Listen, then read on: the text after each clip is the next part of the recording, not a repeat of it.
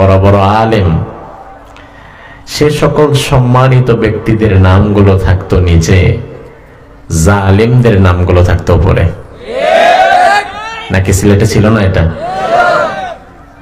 উপায় নাই, উপায় নাই। লোকটা চিহ্নিত খারাপ, কিন্তু মাহফিলের পোস্টারে তার নামটা বড় করে আগে দিতে হবে, নয়তো আল্লাহর দরবারে মাহফিল কবুলই হবে না।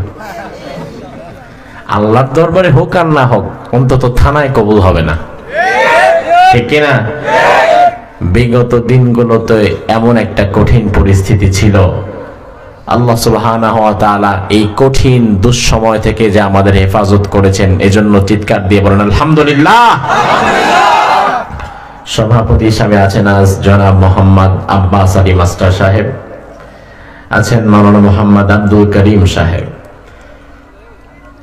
আমার আগে কথা বলেছেন রাষ্ট্রীয় পুরস্কার প্রাপ্ত জাতীয় পর্যায়ে নির্বাচিত শ্রেষ্ঠ ইমাম 1998 সালে তিনি শ্রেষ্ঠ ইমাম নির্বাচন হয়েছেন, মাশাআল্লাহ। মাওলানা কারি মতিউর রহমান সাহেব, পেশ ইমাম, সেন্ট্রাল মসজিদ সাবিপ্রবি সিলেট, শাহজালাল বিজ্ঞান ও প্রযুক্তি বিশ্ববিদ্যালয় সিলেটের ইমাম।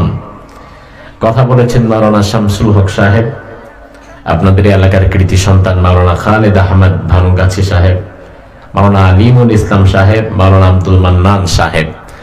যত ওলামায়ে কেরাম কথা বলেছেন, প্রত্যেকের সঠিক এবং সুন্দর কথাগুলোকে আল্লাহ তাআলা আমাদের আমল করার তৌফিক দান করুক, বলি আমিন।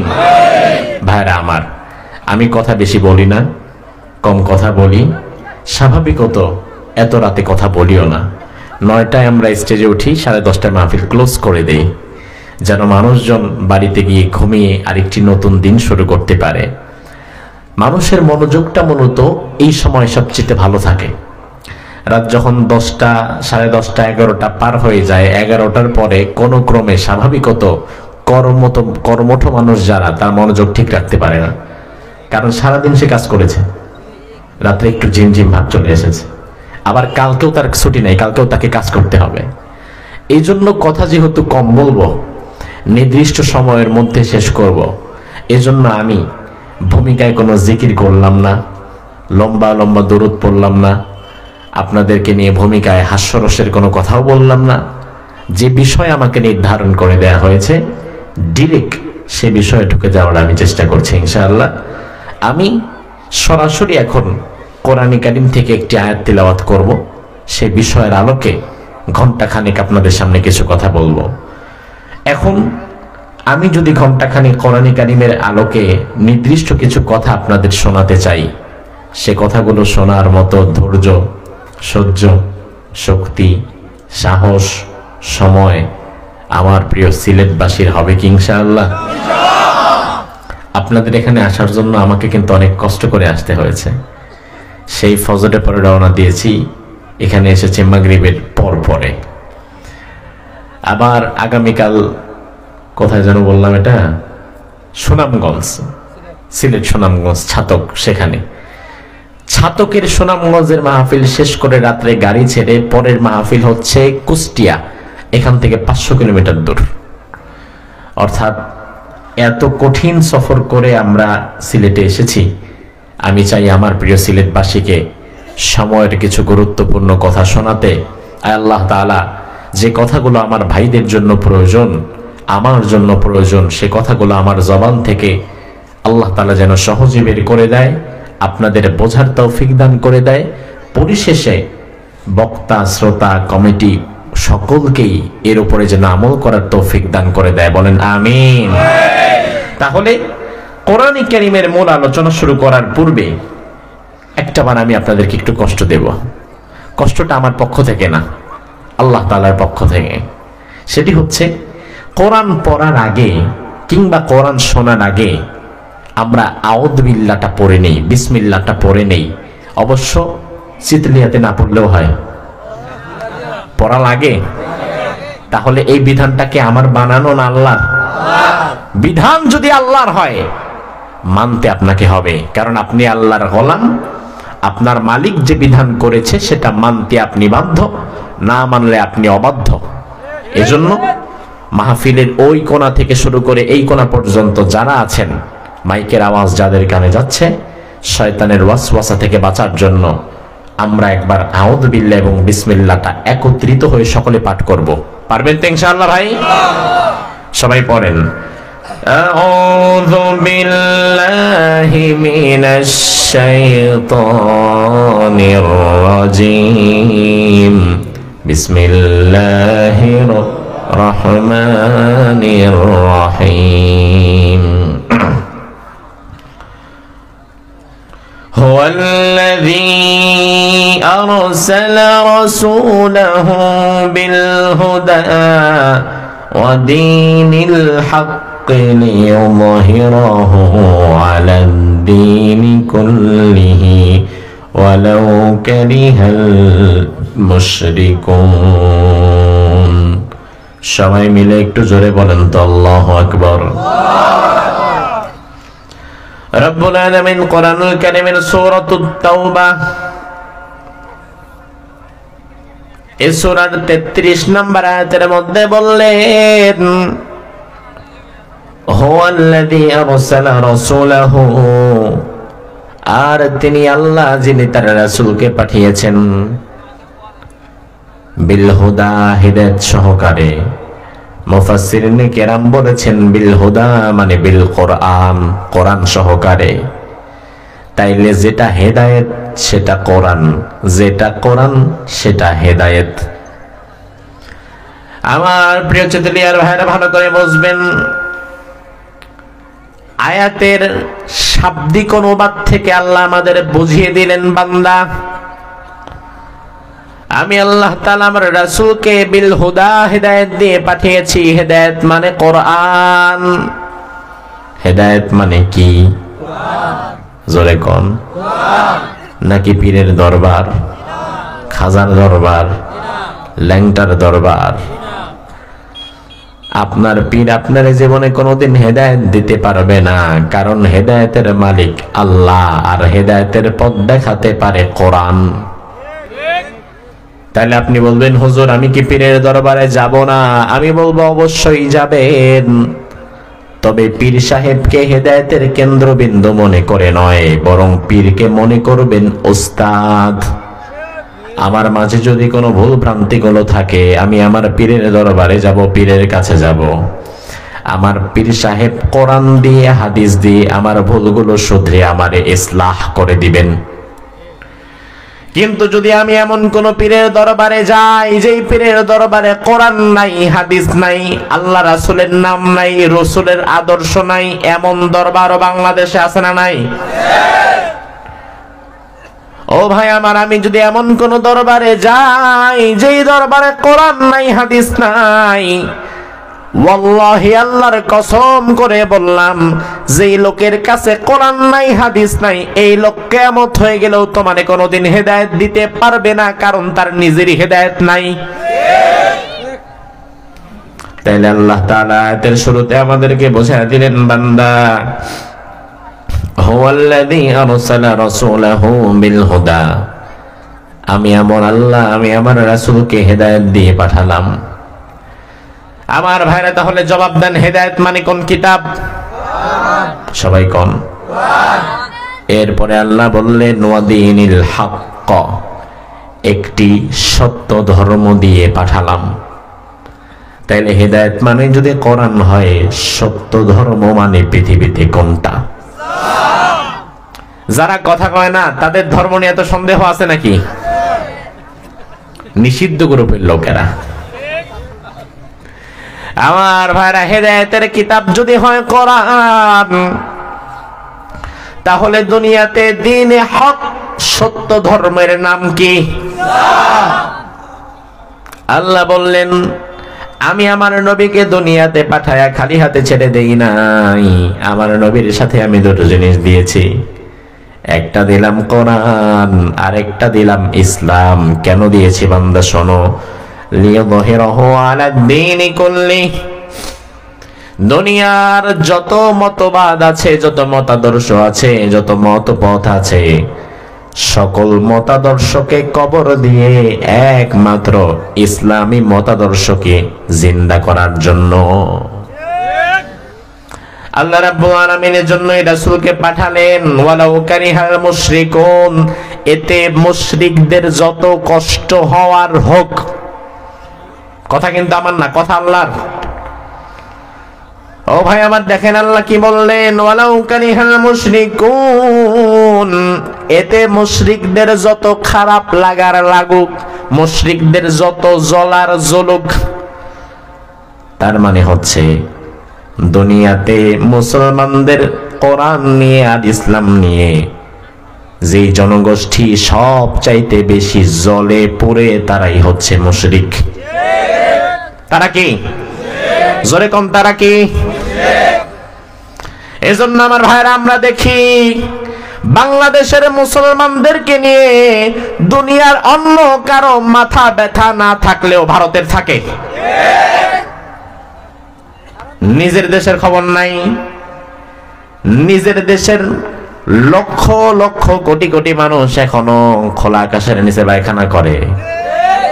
একটা সামান্য বাথরুম পর্যন্ত যাদের নাই, এরা আমাদেরকে সভ্যতার মানবতা শেখায়। এরা আমাদেরকে শেখায়, তারা আমাদেরকে বলে সাম্প্রদায়িকতা শেখো, উগ্রবাদ ছাড়ো, সন্ত্রাসবাদ ছাড়ো, জঙ্গিবাদ ছাড়ো। বাংলাদেশের মুসলমান কি সন্ত্রাসবাদ শব্দগুলা ভালো করে মনে রাখেন। সন্ত্রাসবাদ, উগ্রবাদ, জঙ্গিবাদ, এই তিনটি জিনিসের সাথে বাংলাদেশের মুসলমানের কি সম্পর্ক আছে নাকি? সিলেটের মানুষের আছে? আরে বেটা, অন্যান্য জেলার কথা বাদ দিলাম, সিলেটের মানুষের যদি সন্ত্রাসবাদ, উগ্রবাদ আর জঙ্গিবাদের সাথে সম্পর্ক থাকতো, স্বাধীনতার পরে 54 বছর পার হয়ে গেছে, 54 বছর লাগতো না, মাত্র একদিন সময় যদি দেয়া যেত, গোটা সিলেটে একটা হিন্দু খুঁজে পাইতা না। 54 বছর লাগে নাকি? 54 বছরে বাংলাদেশের ইতিহাস, যেটা গোটা দুনিয়াকে অবাক করার মতো ইতিহাস। এই দেশে একই সাথে হিন্দুর দোকান, একই সাথে মুসলমানের দোকান, একই বাজারে হিন্দুর দোকান, একই বাজারে মুসলমানের দোকান, একই বাড়িতে পাশাপাশি হিন্দু থাকে, মুসলমান থাকে, পাশাপাশি থাকে, পাশাপাশি খায়, পাশাপাশি ঘুমায়, পাশাপাশি ব্যবসা করে। এমনকি বাংলাদেশে অনেক সময় এমনও দেখা যায় হিন্দুর পূজা আর মুসলমানের রোজা একই সাথে হয়, তবুও মারামারি হয় না। তোরা আমাদেরকে শেখাস সাম্প্রদায়িকতা। আসলে তোদের মুখে সাম্প্রদায়িকতার কথা মানায় না। তার কারণ যারা মুসলমানদের শত বৎসরের বাবরি মসজিদকে ভেঙে সেখানে রাম মন্দির বানায়, ওই সমস্ত সন্ত্রাসীদের মুখে কোনোদিন সাম্প্রদায়িকতা মানায় না। আমার ভাইরা, 1980 দশকে বাবরি মসজিদ নিয়ে আওয়াজ উঠলো। বলা হলো এই যে বাবরি মসজিদ ভারতে, যেই মসজিদে হাজার হাজার মুসলমান নামাজ পড়ে, সম্রাট বাবর যার প্রতিষ্ঠাতা, হঠাৎ করে কেউ একজন রিউমার ছড়িয়ে দিল এই বাবরি মসজিদের নিচে নাকি রামের মূর্তি পাওয়া গেছে। এই আওয়াজের দ্বারা গোটা ভারতবর্ষ তোলপাড় হয়ে গেল এবং 1991-92 এর দিকে বাবরি মসজিদকে ভেঙে ফেলার সিদ্ধান্ত নেওয়া হলো। বেআইনি ভাবে, আইনি কোনো প্রসেসের মাধ্যমে না, হাইকোর্টের কোনো রিট জারি করার মধ্য দিয়ে না, বরং মুসলমানদের শত বৎসরের আবেগের জায়গা, সুবিশাল একটা ইতিহাসের ঐতিহ্য বাবরি মসজিদকে ভেঙে দেওয়ার জন্য হঠাৎ করে একদিন সকাল বেলায় হিন্দু মহাজোটের কিছু উগ্রপন্থী হিন্দুরা একত্রিত হয়ে গেল। বর্তমান যারা ক্ষমতাসীন, ভারত যারা চালায়, তারা তখন ক্ষমতায় ছিল না। বিজেপি, ভারতীয় জনতা পার্টি, এরা তখন ক্ষমতায় ছিল না, কিন্তু বিজেপি হচ্ছে ভারতের অন্যতম উগ্রপন্থী একটা হিন্দু দল। তখন তারা তাদের সাঙ্গপাঙ্গদের নিয়ে বাবরি মসজিদের প্রতিটা ইটকে একটা একটা করে ভেঙে চুরমাচুর করে দিল। মুসলমানদের আবেগের জায়গা বাবরি মসজিদ ভেঙে চুরমাচুর করে সেখানে রাম মন্দির বানানো হলো। আমার ভাইরা ভালো করে বুঝবেন, বাবরি মসজিদ ভেঙে ওরা যে রাম মন্দির বানিয়েছে, তার প্রতিবাদে সিলেটে কোন মন্দির ভেঙে আপনারা কি আরেকটা মসজিদ বানিয়েছেন নাকি? এতেই প্রমাণ হয় দুনিয়াতে মুসলমানদের চাইতে বেশি অসহিষ্ণু জাতি আর কেউই নাই। বরং আমরা যদি একবার ভারতের হিন্দুদের মতো উগ্রপন্থা সন্ত্রাসবাদকে বেছে নিতাম, তাহলে বাংলাদেশে 5% হিন্দুর জীবনে বসবাস হতো না। বরং বাংলাদেশ থেকে হিন্দু বিদায় করতে বাংলাদেশের মুসলমানদের 2 দিন সময়ও লাগতো না। ওয়ালাউ কারিহাল মুশরিকুন, আমার আল্লাহ বললেন, ও গোলাম, দুনিয়ার মুশরিকদের গা জ্বালা যতই হোক না কেন তুমি ভয় পেও না, কারণ ওরা মুশরিক, ওদের ইমানের কোনো জোর নাই, ওরা যা বলে মুখে বলে, কার্যত ওদের কোনো শক্তি নাই। আমি তোমাকে কোরআন দিলাম, ইসলাম দিলাম, কোরআন নিয়ে ইসলাম নিয়ে তুমি যদি আগাতে পারো, আনতুমুল আলাউনা ইন কুনতুম মুমিনিন, বিজয় তোমার হবে যদি তুমি ইমানদার হতে পারো। আমার ভাইরা ভালো করে বুঝবেন কথাগুলো। কিছু কথা এমন হবে যে কথাগুলো অনেক মানুষের হয়তো কিছুটা খারাপ লাগলেও লাগতে পারে। তার কারণ আমার ভাইরা আমরা লক্ষ্য করে দেখেছি, বাংলাদেশে জন্মগ্রহণ করেছে, বাংলাদেশে খায়, বাংলাদেশে ঘুমায়, কিন্তু বাংলাদেশের স্বার্থে কথা না বলে দিল্লির স্বার্থে কথা বলে এমন কিছু ভারতপন্থী দালালও আমাদের সমাজে আছে না নাই? কথাগুলো ততদের খারাপ লাগবেই, কারণ বাংলাদেশে থেকে যারা বাংলাদেশের পক্ষে না থেকে ভারতের স্বার্থে কথা বলে, আমি তো মনে করি তারা চতুষ্পদ জানোয়ারের চাইতেও বেশি নিমুখ হারাম। আমার দেশ হোক দুর্নীতিগ্রস্ত, আমার দেশ হোক গরিব, আমার দেশ হোক খারাপ, কিন্তু আমার দেশ আমার কাছে সবার আগে, আমার দেশ আমার কাছে সবার আগে। কিন্তু কিছু মানুষ আছে রাজনৈতিক স্বার্থ সিদ্ধির জন্য, রাজনৈতিক স্বার্থ হাসিলের জন্য নিজ দেশটারে পায়ের নিচে চেপে ধরে দিল্লির ঠাকুরদের সাথে হাত মিলায় বসে থাকে। এজন্য আল্লাহ রাব্বুল আলামিন আমাদেরকে আগেই বলেছেন, বান্দা ওয়ালাউ কারিহাল মুশরিকুন, ওদের মুশরিকদের যত গা জ্বালা হোক, যত খারাপ লাগুক, তুমি ভয় পেও না। আমার ভাইরা, এই জন্য রাসূলুল্লাহর দিকে তাকান।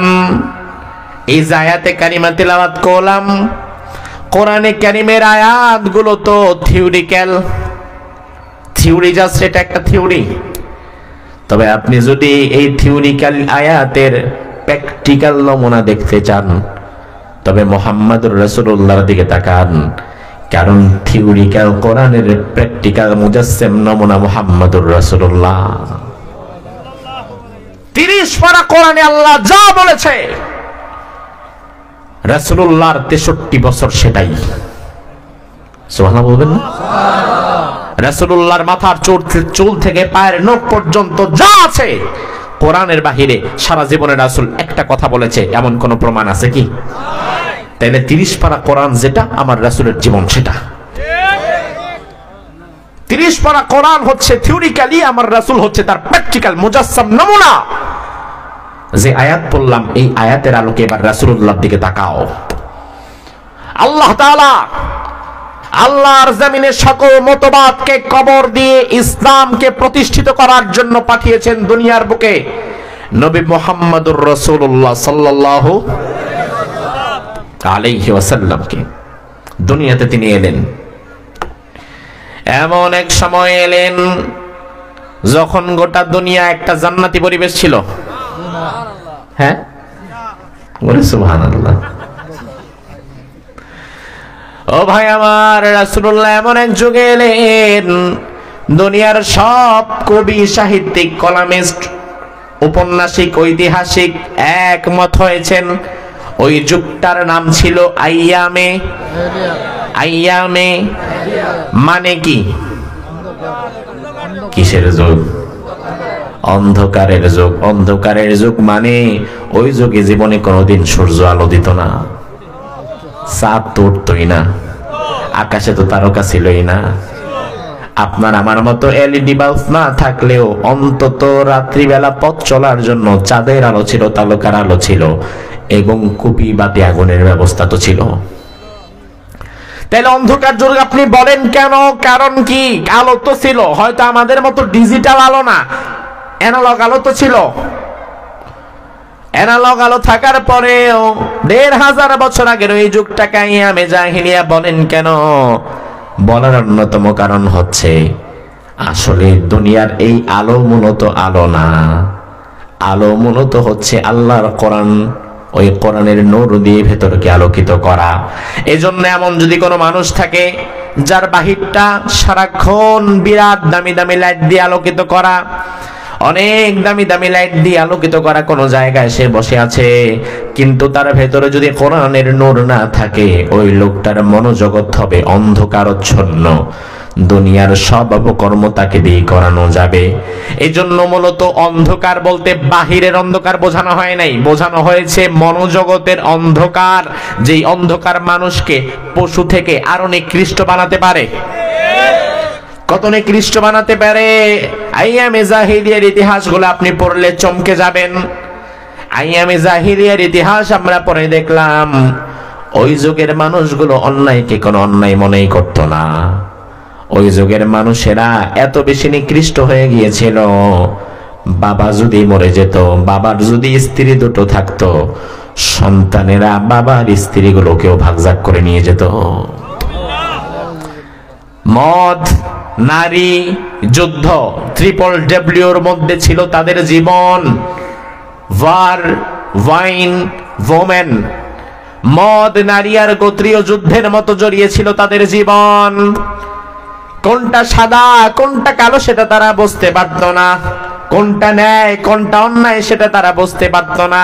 কারণ কোনটা ন্যায় কোনটা অন্যায় সেটা বোঝার জন্য ধর্মীয় জ্ঞান থাকার দরকার আছে না নাই? আসমানি কিতাবের জ্ঞান থাকার দরকার আছে না নাই? কিন্তু মজার বিষয় হচ্ছে ওই যুগের মানুষ দীর্ঘ সময় পর্যন্ত আসমানি কিতাব থেকে একেবারে বঞ্চিত। আমার ভাইরা, এখানে একটা মজার তথ্য শেয়ার করি, হয়তো আগে শোনেন নাই, একটু ভালো করে বুঝবেন এবং মনে রাখবেন। আল্লাহ রাব্বুল আলামিন দুনিয়াতে নবী রাসূল কি একজন দুইজন পাঠিয়েছেন নাকি অসংখ্য? একজন দুইজন নাকি অসংখ্য? কত পাঠিয়েছেন? এক আল্লাহ ছাড়া কেউ তার এক্সাক্ট সংখ্যাটা জানে না। লক্ষ লক্ষ নবী রাসূল আল্লাহ দুনিয়াতে পাঠিয়েছেন। দুনিয়ার জমিনকে আল্লাহ তাআলা ঈসা নবী পর্যন্ত এক মুহূর্তের জন্য নবী শূন্য রাখে নাই। এমনকি একই সাথে একই সময়ে শত শত নবী দুনিয়াতে ছিল এট এ টাইম। মৌলভীবাজারের একজন নবী, সুনামগঞ্জের একজন, সিলেটের একজন, ব্রাহ্মণবাড়িয়ার একজন, কুমিল্লার একজন, অর্থাৎ অঞ্চল ভেদে নবী থাকতো। সুনামগঞ্জের নবীর নবুয়ত বড় লেখাতে চলবে না, মৌলভীবাজারের নবীর নবুয়ত আবার ব্রাহ্মণবাড়িয়াতে চলবে না। চেয়ারম্যান মেম্বারদের মতো নবুয়তের জায়গাও ভাগ ভাগ করে আল্লাহ দিত। এই মূসা তুমি মিশরে যাও, এই শুআয়ব তুমি মাদিয়ানে যাও, ইব্রাহিম তুমি ওখানে যাও। এভাবে করে আল্লাহ নবীদেরকে ভাগ ভাগ করে অঞ্চল ভেদ করে দিতেন। এক নবীর অঞ্চলে আরেক নবী যেতেন না। এই জন্য দুনিয়াতে আল্লাহ তাআলা একে সময় একজন দুইজন না, শত শত নবী রাসূল দিয়েছেন অঞ্চল ভেদে এক একজন নবী। আদম আলাইহিস সালাম থেকে শুরু করে ঈসা আলাইহিস সালাম পর্যন্ত দুনিয়ার জমিনকে আল্লাহ এক সেকেন্ডের জন্য নবী শূন্য রাখে নাই। কারণ নবী শূন্য রাখলেই উম্মত বিপদে পড়বে। কারণ কি? কারণ হচ্ছে নবীহীন উম্মত মাঝিহীন নৌকার মতো। যে নৌকার মাঝি থাকে না, এই নৌকা বাতাস যেদিক দিকে আসে সেদিক দিকে ঢুলতে ঢুলতে চলে যায়। মাঝি থাকে না কন্ট্রোল করার মতো। উম্মতের ঘাড়ে যদি একজন নবী না থাকে, তাইলে উম্মতকেও শয়তান এইভাবে ধাক্কাতে ধাক্কাতে জাহান্নামের দিকে নিয়ে যায়। ঠিক না ঠিক? মুসা নবীর দিকে তাকান। মুসা আলাইহিস সালামকে আল্লাহ তাআলা তাওরাত দেওয়ার আগে আল্লাহ বললেন, মুসা এমনি এমনি তাওরাত দেওয়া যাবে না, তাওরাত পেতে হলে আগে তুর পাহাড়ে আসা লাগবে। কোন পাহাড়ে? নামটা মনে রাখেন, কোন পাহাড়ে? আল্লাহ রে মূসা নবী জিজ্ঞেস করে, আল্লাহ গো কয়দিন থাকা লাগবে? আল্লাহ বলে, মূসা 30 দিন থাকবা। 1 মাস। আমরা রোজা রাখি যেমন, আল্লাহ বললেন মূসা 30 দিন তুমি তুর পাহাড়ে এসে ধ্যান করো, 30 দিন ইবাদত করো, তোমার সব কিছুকে বাদ দিয়ে দাও। 30 দিন পরে আমি আল্লাহ তাআলা খুশি যদি হই তাইলে তোমারে আমি তাওরাত দেব। মূসা আলাইহিস সালাম বনি ইসরাইলদেরকে বললেন, ও ভাইরা, আল্লাহ তাআলা তাওরাত দেওয়ার জন্য আমারে ডেকেছেন, তুর পাহাড়ে যাওয়া লাগবে। তুর পাহাড়ে গিয়া 30 দিন আমারে ধ্যান করা লাগবে, ইবাদত করা লাগবে। 30 দিন পরে তোমাদের জন্য আমি একটা কিতাব নিয়ে আসব। তবে ভাইরা তোমরা সাবধানে থাকবা, শিরিক করবা না, কুফর করবা না, বিদআত করবা না, খারাপ হয়ে যাবা না। তিনি যাওয়ার সময় উম্মতদেরকে সঠিকভাবে নসিহত করলেন। আবার তিনার ভাই একজন আছে সহকারী নবী, নাম হচ্ছে হারুন আলাইহিস সালাম। তিনি তার ভাইকে ডাক দিয়ে বললেন, ভাই রে 30টা দিন আমি থাকতে পারবো না, তুমি আমার উম্মতগুলারে দেখা রাখো, আমি একটু আল্লাহর দরবারে যাই, তাওরাত কিতাব নিয়ে আসি। উম্মতকে সুন্দর করে বুঝিয়ে শুনিয়ে নবী এবার চলে গেলেন। কোন পাহাড়ে? জোরে কয় না, কোন পাহাড়ে? আমার ভাইরা যে জবাব দেন, তুর পাহাড়ে যে গেলেন কয় দিনের জন্য? এবার 30 দিন যখন অতিবাহিত হয়ে গিয়েছে, আল্লাহ বলে মূসা হয় নাই, 30 দিনে হবে না, আরো 10টা দিন তুমি বাড়ায় নাও, আরো 10 দিন বাড়ায় 40 দিন পূরণ করো, তারপরে কিতাব দেব। আর কোনো কথা আছে? আল্লাহ বলছে 10 দিন বাড়াই দে, এখন কি কথা কাটাকাটি করা যাবে? আমার ভাইরা তবে সমস্যা তো আরেক জায়গায়। উম্মত জানে কয়দিন? কথা কন না। কিন্তু আল্লাহ বাড়াই দিছে আবার কয়দিন? উম্মত তো এক্সট্রা 10 দিনের কথা জানে না। আজ থেকে 30 বছর আগে যখন কোনো ফোন ছিল না, মোবাইল ছিল না অ্যাভেলেবেল, 30 বছর 40 বছর আগে আপনাদের চিতলিয়া গ্রামের একজন যুবক ঢাকায় গিয়েছে চাকরির ইন্টারভিউ দেওয়ার জন্য। যাওয়ার সময় বলেছে, মা আগামীকাল সকালবেলায় আমি আবার চলে আসব। আগামীকাল সকালে খবর নাই, ইন্টারভিউ আরো 2-4 দিন পিছাইছে। তাইলে আগামীকাল সকালে খবর নাই, পরের দিনও খবর নাই, পরের দিনও যদি খবর না থাকে, তাইলে এইভাবে 2-4 দিন যাওয়ার পরে আপনার বাড়িতে কিন্তু মরা কান্না লাগবে। হায় হায় রে, পুত আমার কই মরে গেল নাকি রে? তাইলে আজ থেকে হাজার হাজার বছর আগে মূসা আলাইহিস সালাম তিনি যে তুর পাহাড়ে গিয়ে 30 দিনের জায়গায় 10 দিন আরো বেশি সময়, উম্মত তো এটা জানে না, জানাবার মাধ্যমও তো নাই। আর বনি ইসরাইল এমন উম্মত ছিল, দুনিয়ার সবচাইতে বেশি নবীদের কষ্ট দিয়েছে এই উম্মতেরা। এবার বনি ইসরাইল দেখেন কত শয়তান। মূসা নবী চলে গেছে, 31 দিন হয়ে গেছে, এবার 32 দিনের মাথায় উম্মত কয় আর ধৈর্য ধরা দরকার নাই, মূসার তো 30 দিনের পরই আসার কথা, যেহেতু আসে নাই তার মানে মূসা মনে হয় পালায় চলে গেছে।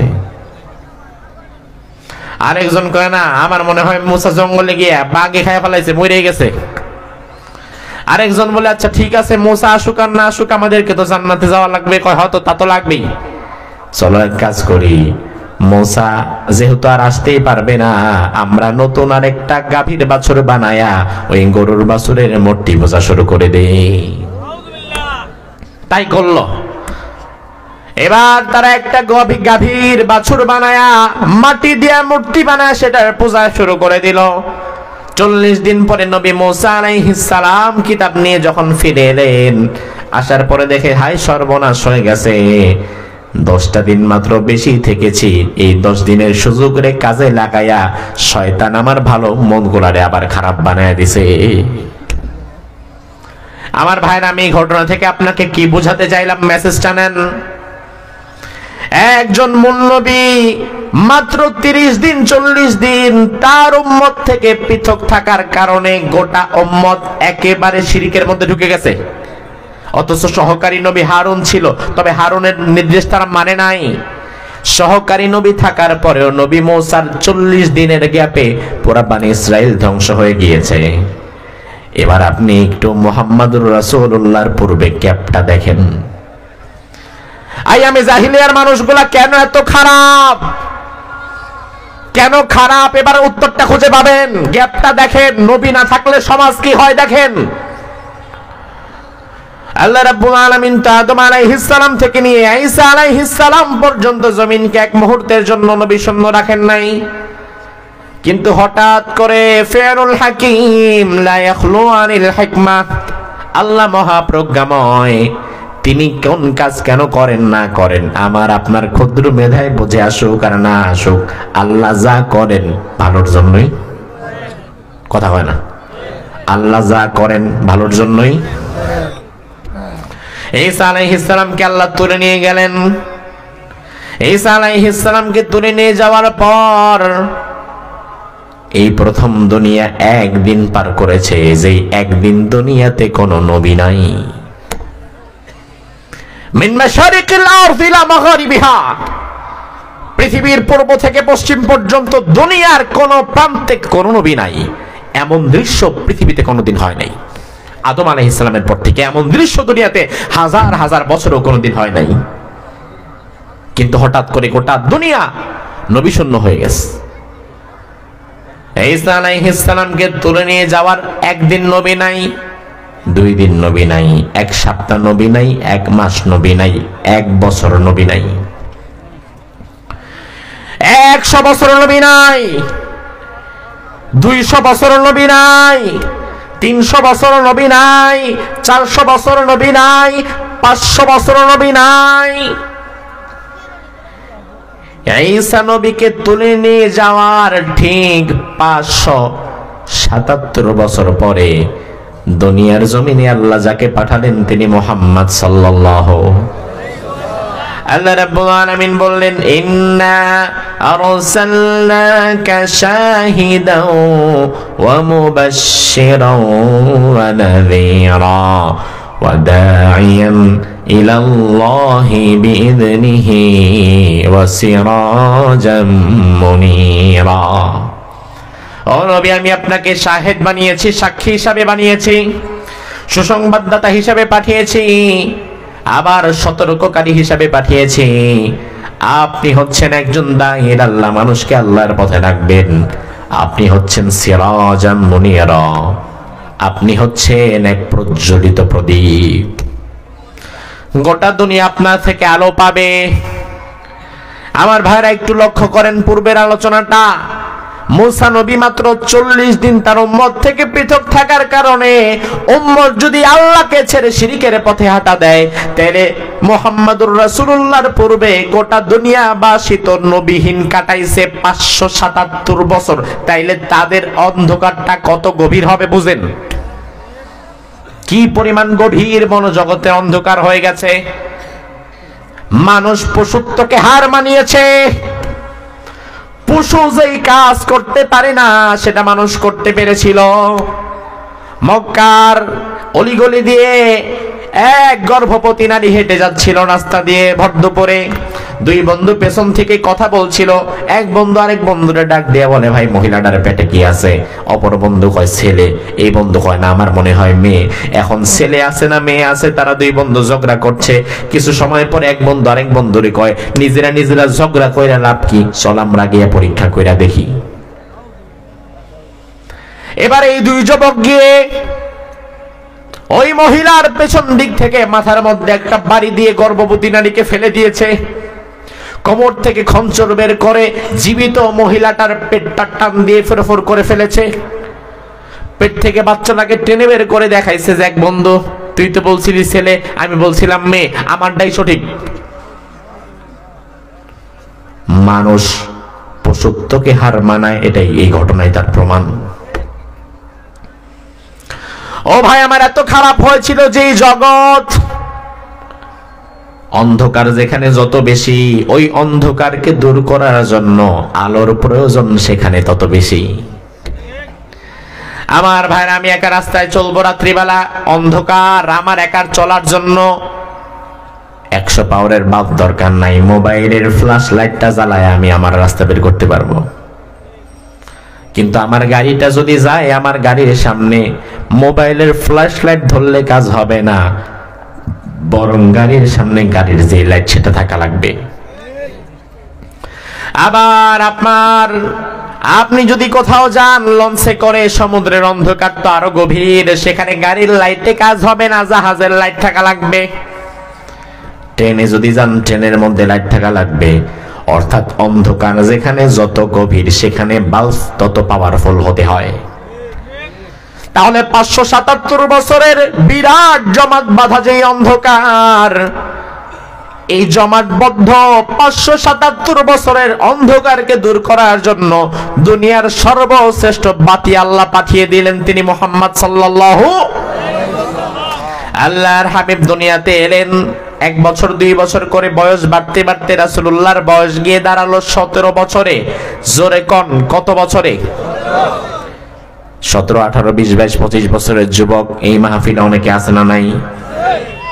ও আমার কলিজার টুকরো যুবক, এই পয়েন্টের আলোচনাটা বিশেষত তোমার জন্য। কারণ রাসূলুল্লাহর জীবনের দিকে তাকাও।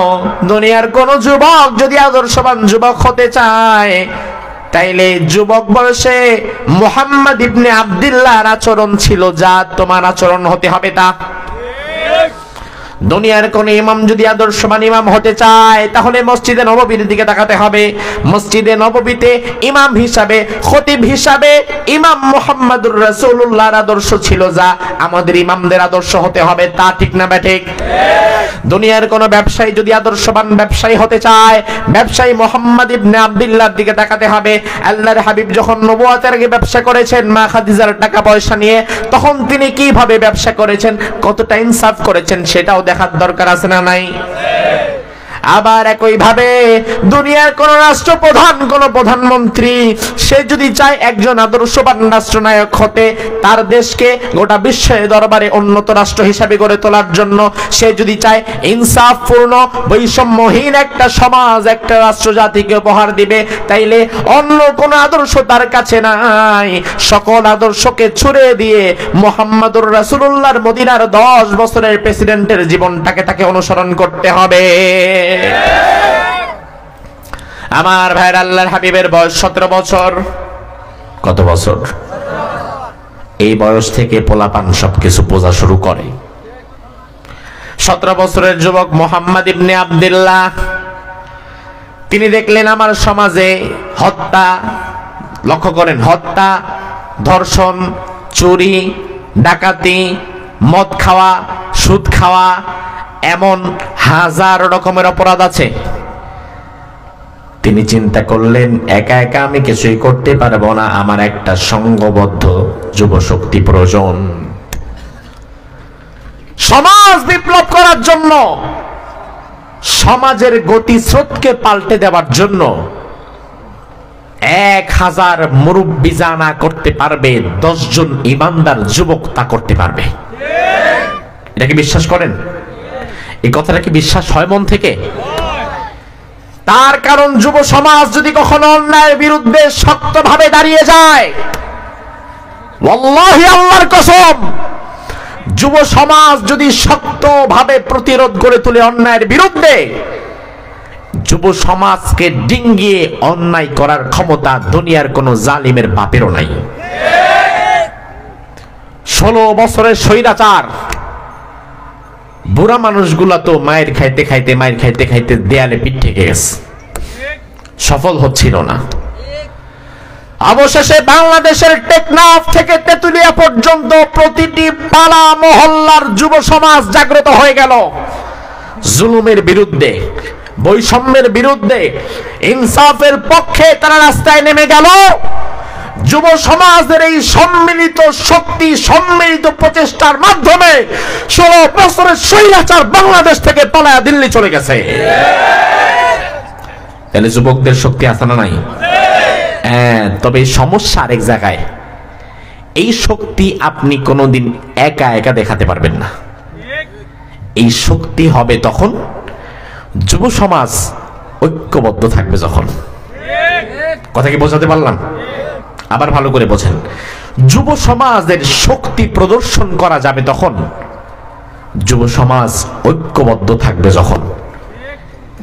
একই এলাকায় যুবকদের মধ্যে মিল নাই, এমন আছে না নাই? এখানে 50 জন যুবক যদি মাহফিল করে, ওদিকে আবার 20 জন যুবক গানের কনসার্টের জন্য চেষ্টা করে। তবে আপনাদের সিলেটে তো নাই না, মৌলভীবাজারে নাই, কমলগঞ্জে নাই। যুব সমাজের মাঝে আদর্শগত মিল থাকতে হবে, মনস্তাত্ত্বিক মিল থাকতে হবে।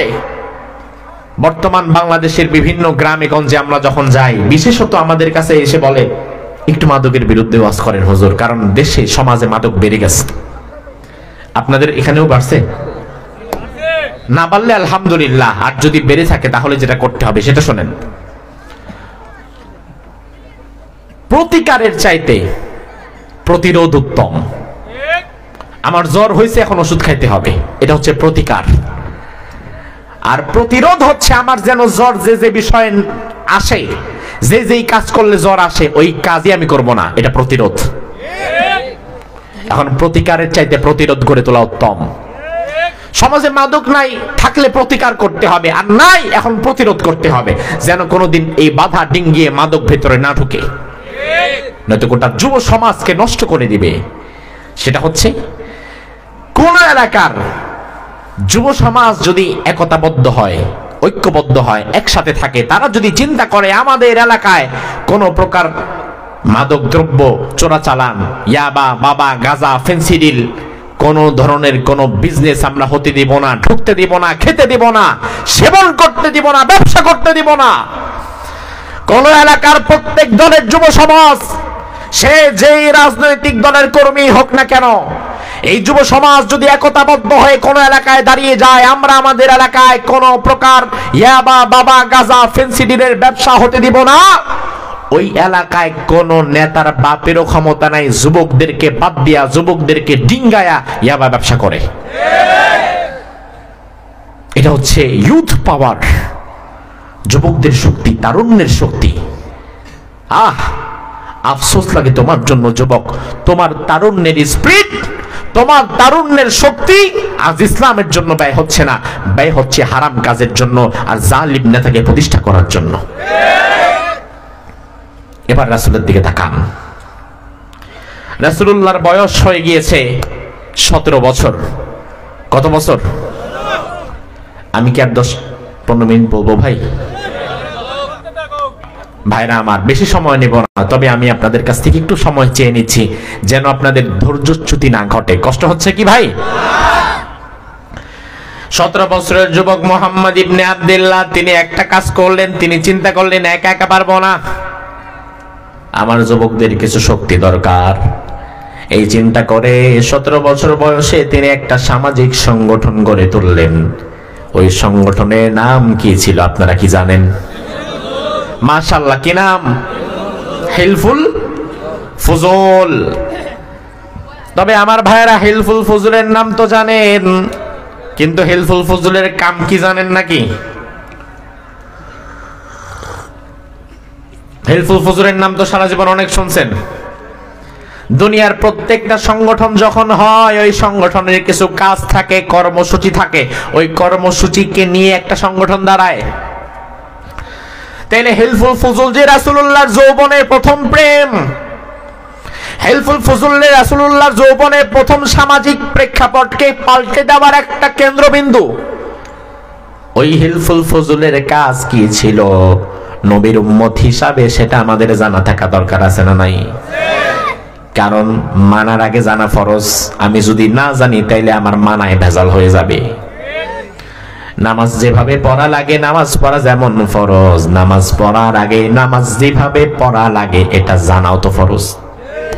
রাসূলের জীবনকে যদি অনুসরণ করা ফরজ হয়, তাইলে উম্মত হিসাবে রাসূলের জীবনকে জানাও তো ফরজ। আল্লাহর হাবিব 17 বছর বয়সে হিলফুল ফুজুল গঠন করে বললেন, আমার প্রিয় যুবকেরা, তোমরা কি আমার সাথে থাকবা? মক্কার কিছু যুবক বলল, অবশ্যই থাকবো, কারণ তোমার মধ্যে নেতৃত্বের গুণাবলী আছে, তুমি মিথ্যা বলো না, তুমি আস-সাদিক, তুমি আল-আমিন, তুমি সমাজের মানুষের ভালো কাজ করতে চাও, তোমার সাথে আমরাও আছি। রাসূল বললেন, শোনো, বেশি কর্মসূচি আমার সংগঠনের নাই, আমার হিলফুল ফুজুলের কর্মসূচি মাত্র একটা। কয়টা? আচ্ছা, 10টা 15টা 20টা হইলে আমাদের জন্য একটু কষ্ট হইতো মনে রাখতে, কিন্তু যেহেতু কর্মসূচি একটা, এখন কি আর কষ্ট হবে? কথা কয় না, কষ্ট হবে? আল্লাহর হাবিব বললেন, শোনো আমার কর্মসূচিটা, আন্নাল ফুদুলা তাহালাফু ওয়া তাআকাদু আল্লা ইউকিমা বিবাতনি মাক্কাতা যালিম। মারাত্মক কথা। রাসূলুল্লাহ বললেন, শোনো আমার একটা মাত্র কর্মসূচি, আমরা যারা আছি যুব সমাজ, হাতে হাত রেখে আমরা প্রতিজ্ঞা করব। হাত দিবা? অবশ্যই দেব। হাতে হাত দাও। হাতে হাত রেখে আমরা প্রতিজ্ঞা করব, আল্লাহ ইউকিমা বিবাতনি মাক্কাতা যালিম, মক্কা নগরীতে কোন জালিম স্বৈরাচার, কোন জালিম অপশক্তিকে আমরা স্থায়ী হতে দিব না, মাথা চারা দিয়ে উপরে উঠতে দেব না। অনেকে বুঝা ঠিক, অনেকে তো আল্লাহ দিলে বুঝেই নেই। তার কারণ একটা প্রশ্ন আসে বিবেকে, কি ব্যাপার? আইয়ামে জাহিলিয়ায় তো খালি জুলুম সমস্যা না, সমস্যা তো আরো আছে। মাদক দ্রব্য আছে, ধর্ষণ আছে, হত্যা আছে, চুরি আছে, ডাকাতি আছে, জমি দখল আছে। এত অন্যায়কে রাসূল হাইলাইটস না করে রাসূল শুধু বললেন যে আমরা জালিমকে থাকতে দেব না। কারণ কি? উম্মত শুনে নাও, তোমার চিন্তার রাসূলুল্লাহর চিন্তার পার্থক্যটা দেখে নাও। আমরা তো গাছের আগায় পানি ঢালি, রাসূল গাছের গোড়ায় পানি ঢালে। হাজারো রকমের অন্যায় আছে মক্কার জমিনে। রাসূল যুব সমাজকে নিয়ে বললেন, অন্যান্য অন্যায় বাদ দাও, আমাদের একটা মাত্র মূল কর্মপন্থা থাকবে, আমরা মক্কাতে কোনো জালিমকে টিকতে দেব না, দাঁড়াতে দেব না। তার কারণ হচ্ছে, যেই এলাকায় কোন জালিম শক্তি প্রতিষ্ঠিত হয়ে যায়, ওই এলাকা থেকে কোনদিন হত্যা, ধর্ষণ, চুরি, ডাকাতি, মাদক দ্রব্য বন্ধ করা যায় না। তার কারণ যারা হত্যা করে, ধর্ষণ করে, মাদক দ্রব্যের ব্যবসা করে, তারা চিহ্নিত প্রতিষ্ঠিত রাজনৈতিক শক্তিশালীদের সাথে হাত রেখেই করে। এরা জালিম শক্তির ছত্রছায়ায় কাজগুলো করে। রাসূল চিন্তা করলেন, আমরা যুবকেরা মিলে মাদকের বিরুদ্ধে কর্মসূচি নিলাম। একজন মদখোর ধরা পড়ল, তাকে আমরা ধরে নিয়ে গেলাম বিচারের জন্য এলাকার মাতবর মোড়লের কাছে। যদি দেখা যায় এলাকার মাতবর মোড়লের কাছের আত্মীয়, ঘনিষ্ঠ কেউ, তার দলের কেউ, তখন মাতবর মোড়ল, এমপি, চেয়ারম্যান, মেম্বার তার বিচারটা না করে আস্তে করে তারে ছেড়ে দিবে। এজন্য আমার কর্মসূচি সব বাদ। একটা কর্মসূচি, এলাকায় কোনো জালিমকে দাঁড়াতে দেওয়া যাবে না, কারণ জালিম যেখানে থাকে অন্যায় সেখানে কোনোদিন বন্ধ করা যায় না। আজ আপনারা যদি শান্তি চান, দেশে, রাষ্ট্রে, সমাজে, পাড়া, মহল্লা কিংবা ছোট কোনো গ্রামে, আজ যদি আপনারা শান্তি চান, নিরাপত্তার সাথে নির্বিঘ্নে বসবাস করতে চান, 17 বছরের মোহাম্মদ ইবনে আব্দুল্লাহ যেই কর্মসূচি নিয়েছিল, এই কর্মসূচি গোটা রাষ্ট্রের যুবকদের একত্রিত হয়ে নেওয়া দরকার। হত্যা, ধর্ষণ, চুরি, ডাকাতি, বৈষম্য সব পরে সবার আগে যুবকদেরকে এক হয়ে যেতে হবে। বাংলাদেশে আগামীতে আর কোন জালিম, চাঁদাবাজ, টেন্ডারবাজ, জুলুমবাজকে ক্ষমতায় যেতে দেওয়া যাবে না। কারণ যদি যায় তাহলে সাদাবাজ পরিবর্তন হবে না, এক সাদাবাজ যাবে, নতুন সাদাবাজ আসবে। এক জালিম যাবে, নতুন জালিম আসবে। এক স্বৈরাচার যাবে, নতুন স্বৈরাচার আসবে। এর বিরুদ্ধে কাজ করতে হবে পুনত তরুণদের, যুবকদের, তারুণ্যের এই শক্তিকে। এজন্য আল্লাহ বলছেন, কোরআন দিলাম, ইসলাম দিলাম, লিউযহিরাহু আলাদ দীনি কুল্লি। ও রাসূল, এবার যুবকদের নিয়ে আপনি ময়দানে নেমে পড়েন, সমাজ বিপ্লব ঘটিয়ে দেন, দুনিয়ার সকল মতবাদকে পায়ের নিচে পিষে ধরে ইসলামকে একমাত্র উঁচু করে দেন। কালিমাতুল্লাহি হিয়াল উলিয়া, আল্লাহর কালিমা থাকবে সবার উপরে। কিন্তু এতে এক শ্রেণীর মানুষের সবচেয়ে বেশি গা জ্বালা হবে।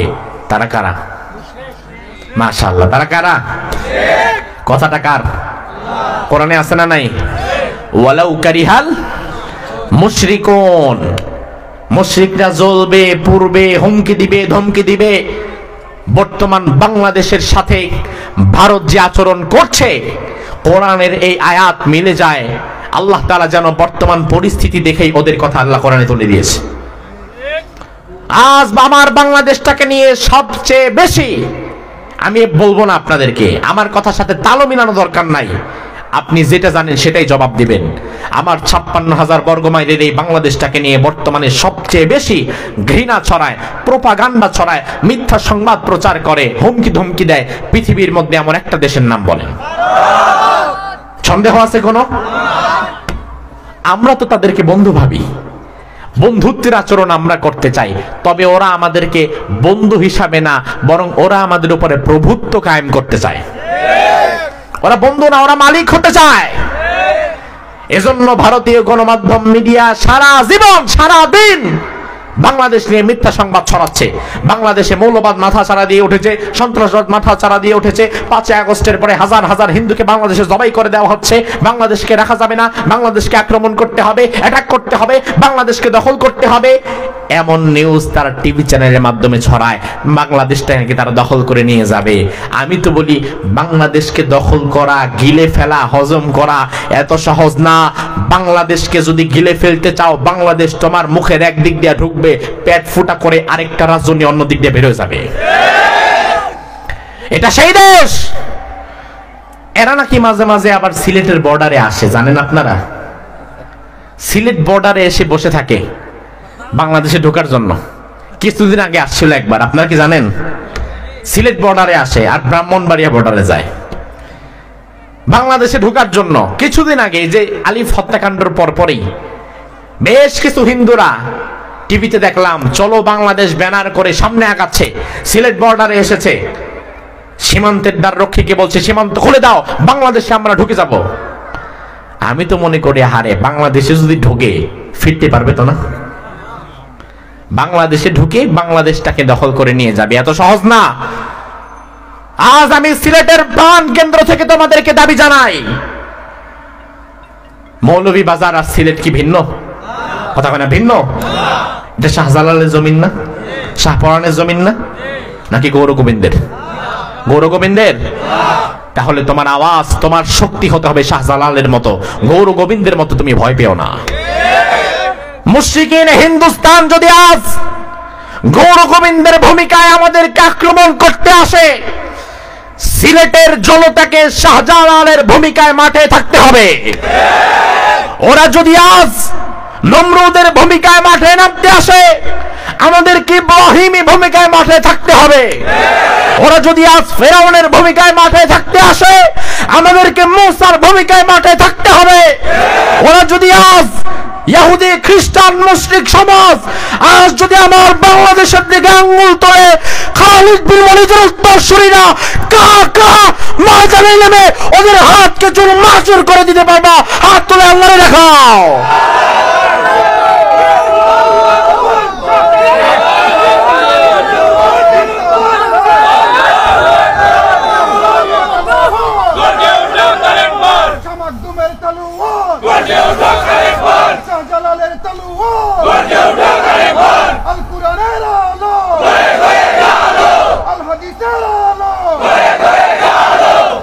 আমার ভাইরা, সর্বশেষ কথা, ভয় পাওয়া যাবে না। ভয় পাচ্ছেন?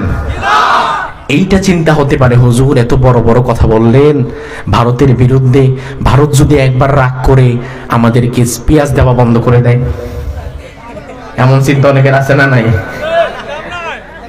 আরে মিয়া, এমন চিন্তার লোক কত আছে, বাজারে 4 কাপে চমক দিয়ে গল্প উঠাইলে বুঝবেন।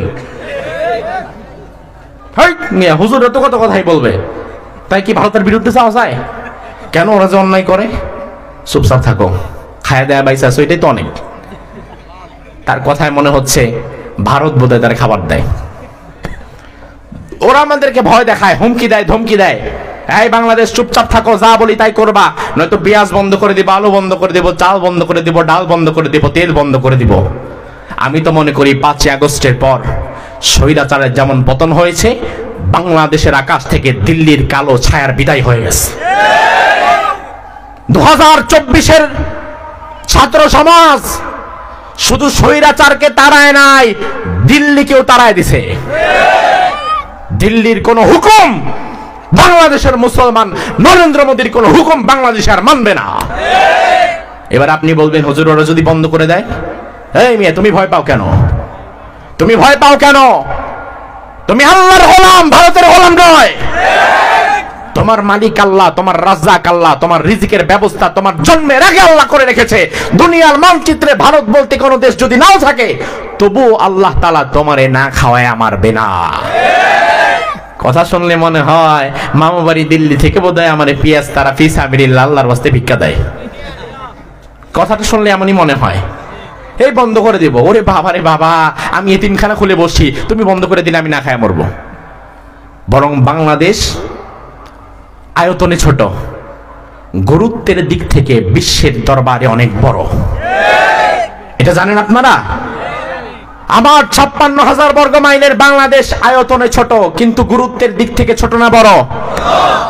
এজন্য ভারতও তাকায়, আমেরিকাও তাকায়, রাশিয়াও তাকায়, চায়নাও তাকায়। অবাক লাগে না আপনার? সেই আমেরিকা বাংলাদেশ নিয়ে নাক গলায় কেন? কোথাকার রাশিয়া বাংলাদেশের দিকে তাকায় কেন? কোথাকার চায়না বাংলাদেশের দিকে তাকায় কেন? তার কারণ বাংলাদেশের মাটির নিচে এত সম্পদ আছে। আগামীতে যদি সঠিক নেতৃত্ব, ইমানদার সৎ নেতৃত্বের ব্যবস্থা আল্লাহ করে দেয়, গোটা দুনিয়ার দরবারে বাংলাদেশ পৃথিবীর অনন্য উচ্চতায় চলে যাবে বলে আমি বিশ্বাস করি।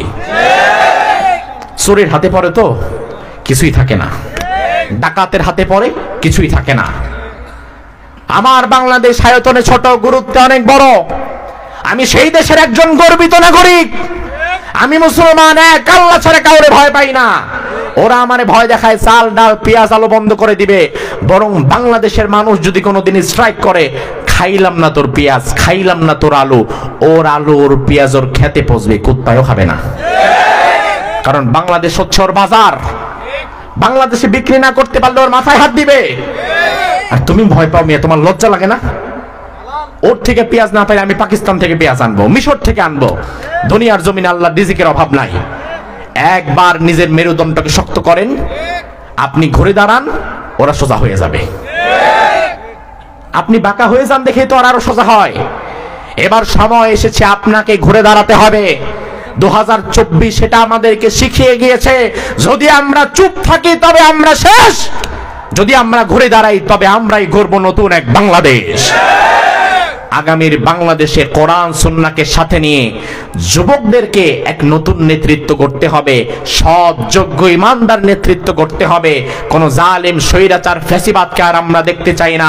যুব সমাজের দ্বারা আল্লাহ তাআলা যেন আমাদের বাংলাদেশটাকে সুন্দর এক অনন্য উচ্চতায় নিয়ে যায়, সেজন্য আমাদেরকে কাজ করতে হবে। পারবেন তো ইনশাআল্লাহ?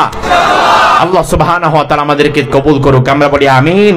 হাযা মা ইনদি ওয়াল ইলমু ইনদাল্লাহ আলাইহি তাওয়াক্কালতু ইলাইহি হুনিব। আমরা মুনাজাত করে একসঙ্গে উঠবো ইনশাআল্লাহ। কেউ ওঠাউঠি করবেন না। দরুদ শরীফ পড়েন একবার। আল্লাহুম্মা সাল্লি আলা মুহাম্মাদ ওয়া আলা আলি মুহাম্মাদ কামা সাল্লাইতা আলা ইব্রাহিম ওয়া আলা আলি ইব্রাহিম ইন্নাকা হামিদুম মাজিদ। আল্লাহুম্মা বারিক আলা মুহাম্মাদ ওয়া আলা আলি মুহাম্মাদ كما باركت على إبراهيم وعلى آل إبراهيم إنك حميد مجيد.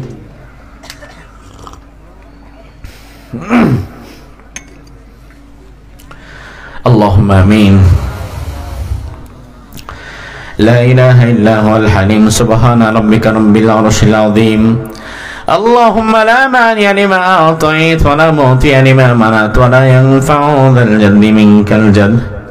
اللهم صل وسلم على نبينا محمد صلى الله عليه وعلى آله وصحبه وبارك وسلم. ربنا ظلمنا أنفسنا وإن لم تغفر لنا وترحمنا لنكونن من الخاسرين. ربنا آتنا في الدنيا حسنة وفي الآخرة حسنة وقنا عذاب النار.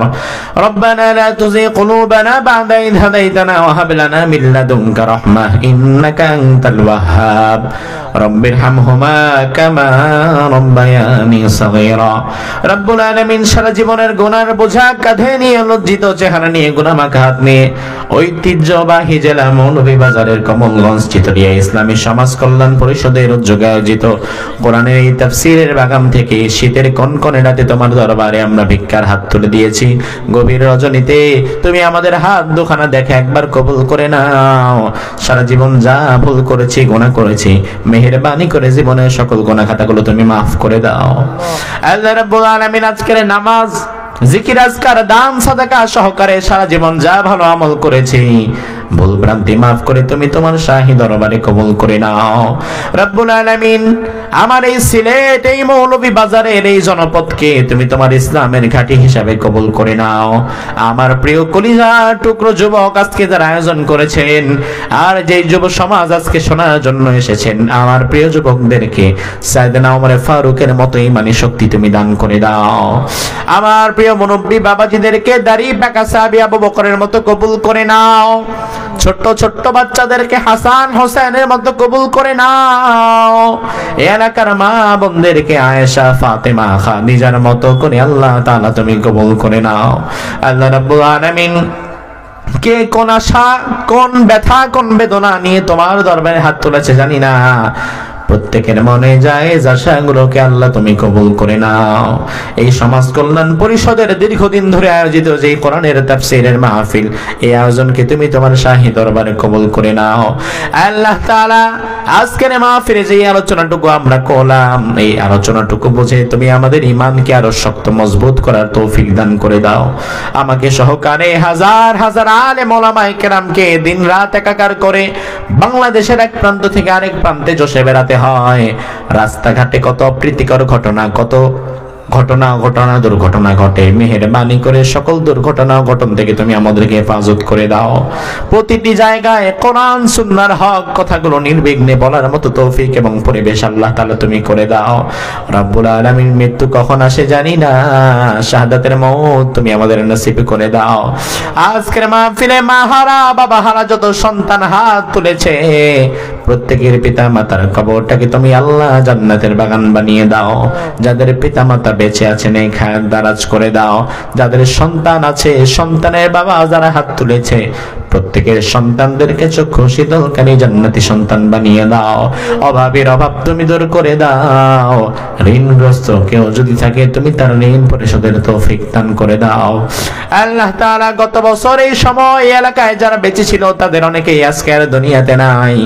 আবার আজকে আমরা যারা হাত তুললাম, আগামী বছর মাহফিল হবে, কিন্তু অনেকেই হয়তো আর থাকতে পারবে না। এই মাহফিল অনেকের জীবনের শেষ মাহফিল হয়ে যেতে পারে। এই মোনাজাত অনেকের জীবনের শেষ মোনাজাত হয়ে যেতে পারে। তবে তোমার দরবারে আখিরি ফরিয়াদ জানাই, মৃত্যু যেই দিন আমাদের দুয়ারে আসবে, আমাদের সবার জমানে সেদিন নসিব করে দিও। লা ইলাহা ইল্লাল্লাহু মুহাম্মাদুর রাসূলুল্লাহ সাল্লাল্লাহু আলাইহি ওয়াসাল্লাম। আসসালামু